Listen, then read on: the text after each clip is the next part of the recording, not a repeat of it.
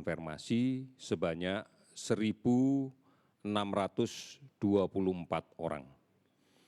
Sehingga akumulasi kasus positif yang kita dapatkan sampai dengan hari ini adalah 59.394 orang. Kalau kita lihat distribusinya, kasus konfirmasi positif yang didapatkan pada hari ini adalah sebagai berikut. Yang pertama untuk Jawa Timur, ada penambahan kasus baru sebanyak 374 orang. Namun juga melaporkan kasus yang sembuh sebanyak 192 orang.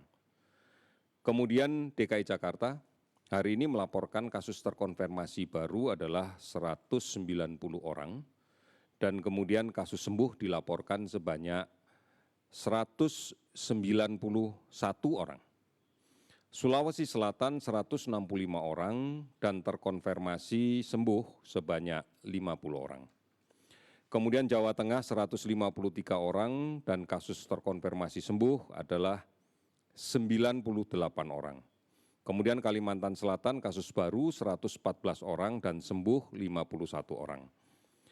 Ada beberapa hal yang menarik di dalam kaitan dengan kita lihat kasus sembuh.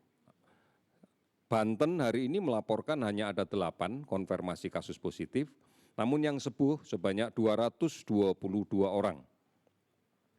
Kemudian Kalimantan Timur juga demikian, hari ini melaporkan ada 6 kasus baru namun ada 14 yang sembuh. Kemudian Riau, kasus baru hanya 1 orang, namun dilaporkan konfirmasi sembuh ada 10 orang.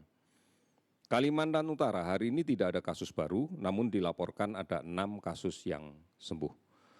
Total yang sembuh hari ini adalah 1.072 orang. Sehingga totalnya akumulasi jumlah sembuh adalah menjadi 26.667 orang. Saudara-saudara, gambaran ini menunjukkan bahwa kasus sembuh adalah akan terus bertambah dari waktu ke waktu.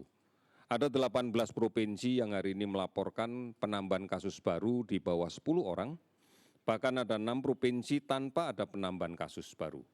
Di antaranya adalah Aceh, Bangka Belitung, Jambi, Kalimantan Barat, Kalimantan Utara, dan Sulawesi Tengah. Jika kita melihat jumlah kasus positif yang terkonfirmasi, ini setelah kami lakukan analisa berdasarkan tingkat hunian rumah sakit, maka kita lihat bahwa tidak ada penambahan signifikan dari penambahan jumlah hunian rumah sakit. Kita masih bisa mempertahankan tingkat hunian rata-rata nasional di kisaran 55,5%.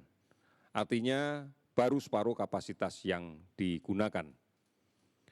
Jumlah kasus konfirmasi positif ini didapatkan dari hasil tracing yang secara agresif kita lakukan, ditambah juga dengan jumlah testing yang semakin masif kita lakukan. Dan sebagian dari kasus-kasus yang terkonfirmasi positif ini adalah kasus yang tidak memiliki indikasi untuk dirawat di rumah sakit. Sehingga kita menyarankan untuk melaksanakan isolasi secara mandiri.